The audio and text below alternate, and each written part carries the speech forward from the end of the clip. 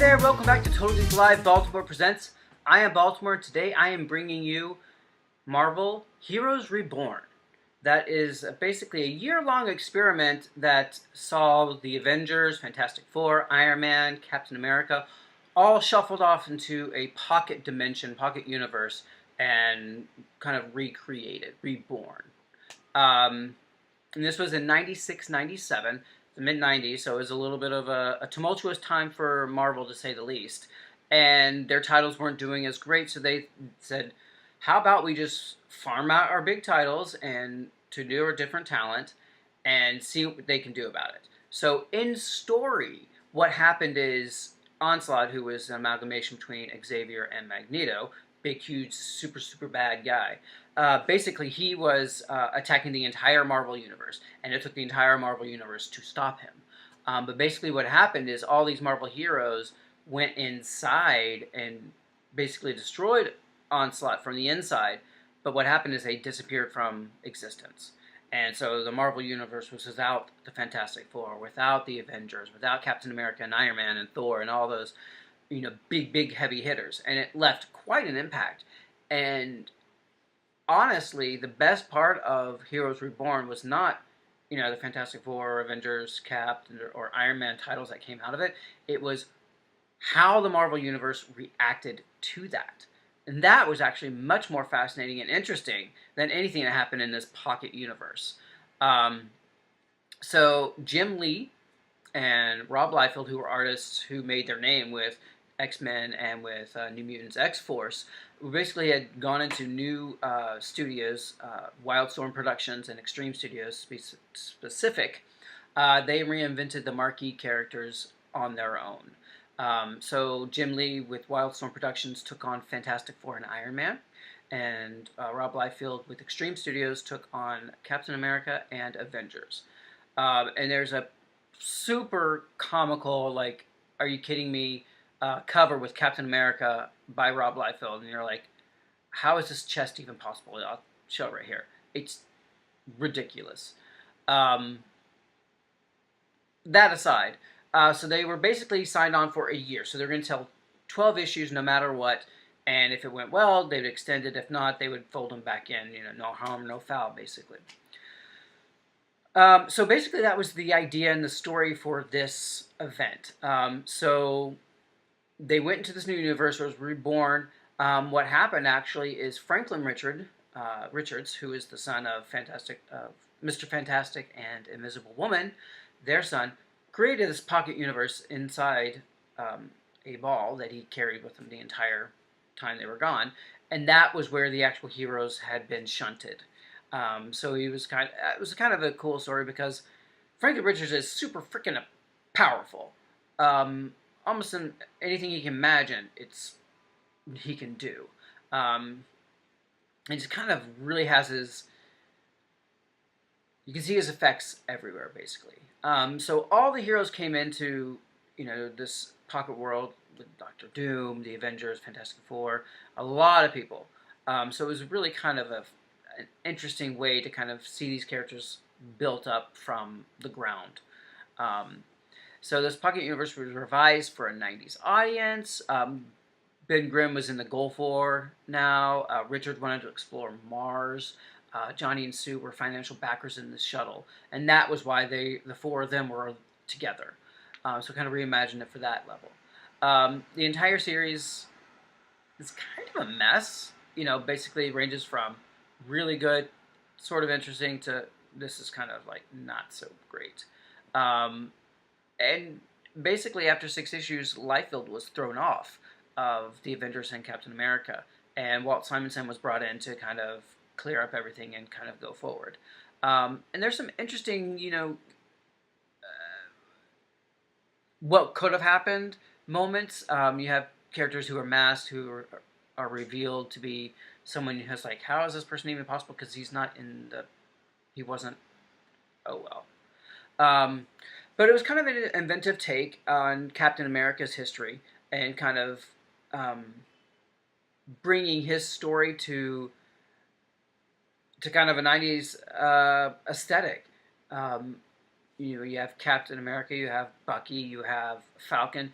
his kind of like core characters, and they're all kind of reinvented for this, which is kind of a cool thing. I think Captain America was probably one of the more interesting titles.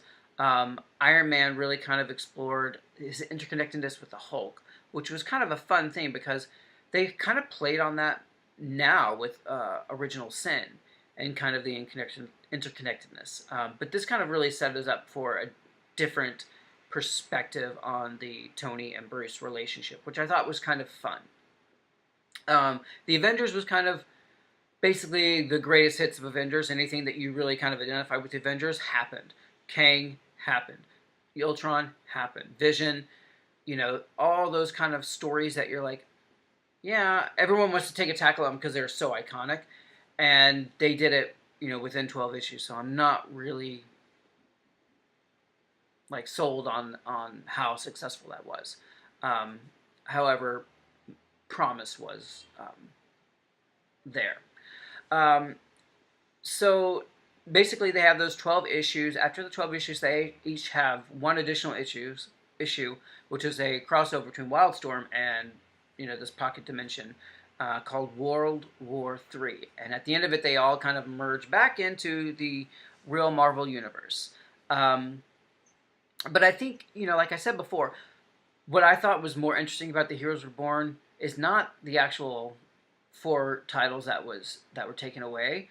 It's how the Marvel Universe reacted to it, the vacuum that it left, and each individual character's response to it, which was really kind of fascinating. You have really great development with Black Widow, who was one of the leaders of the Avengers at the time, and she has all this survivor's guilt. It should have been her. She should have been, the one who died instead of the Avengers. So that was a really interesting concept and one I hadn't really seen explored at all in comics before. And this kind of, let that kind of breathe and kind of, and happen over time. And I thought that was really great. The other amazing dropout, like this is the best thing that happened to Marvel in a long time, was the Thunderbolts. They came in to be the new Avengers team, the new superhero team, and it still has the best final issue of the first page reveal I've ever seen. I'm not going to spoil it for you. You probably already know about the Thunderbolts anyway, but it was amazing. It was exactly kind of like a brand new way to kind of think about the Marvel Universe and superheroes in general, and it was brilliant, and I loved it. And I thought they did a great job with all the characters in Thunderbolts and making them real and giving them each kind of a reason to be the heroes that the Thunderbolts were, maybe, will be. So that was really awesome. All in all, the stories that kind of came out from the main hero's absence, it was really fascinating. You had Heroes for Hire as well that came into it. And it was all kind of fun. Like, Onslaught made such an impact and a impression on the Marvel Universe that it really allowed for a lot of things to kind of ripple and have all these after effects that you're like, this is going to change everything, and it sort of kind of did, for a year, and it was really fascinating. I loved the idea of it. I am a sucker for alternate universe tales, alternate reality. That I love those things, kind of reimagining of characters, and they were interesting for that. Like Fantastic Four, I thought actually was probably one of the better titles that came out of this swap. And Doctor Doom being there was interesting, and he's actually the catalyst for everyone coming back. And they created this counter Earth, which is basically wherever the Earth is, on the opposite side of the sun, is counter Earth. And they each travel at the same speed or whatever, so that you never see them, but it's there, which is an interesting concept that we've kind of seen in a couple of special science fiction series before, but I liked it in this Marvel Universe setting. So after the end of the year, the Marvel characters come back. Came back into Marvel Universe proper, and we got a brand new Avengers 1, which was awesome because it led to Justice and Firestar being part of the Avengers, which was awesome, and the return of Miss Marvel, Carol Danvers, who I love as a character for a very long time, finally coming back into the Avengers fold after years and years and years of being away. And it really let a lot of interesting storylines and paths for characters to explore, which is one thing that these stories should be doing. And it really kind of solidified how powerful Franklin Richards is. Um, the fact that Doom saves them all was kind of an interesting thing, and then no thanks for that. That was kind of fascinating, and it kind of reled to this whole rebirth of Fantastic Four, Avengers, and Captain America, and Iron Man. So it kind of reimagined them, especially right before the heroes left. There was a huge mess with Iron Man and the Avengers with the crossing, kind of mucky-de-muck.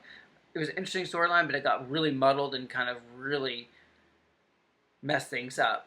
Wasp was weird. Iron Man was weird. It was bad. So in universe, Franklin Richards fixes them so that they are who they are supposed to be instead of what they ended up before they left. So that was kind of a great fix. Thank you. Going on there. But, these have been collected. You can read each volume as it is. Basically, you can kind of see what would have happened had they been in a different universe in 90s. But let me know what you think about the Heroes Reborn experience, the experiment that went on for 96, 97. Sound off below. Let me know in the comments what you think about it. What was your favorite part? What was your least favorite part? And then subscribe, share, like, give me all the love you can. And I will be back very soon with more Marvel madness. And as always, it's all geek to us. See you soon.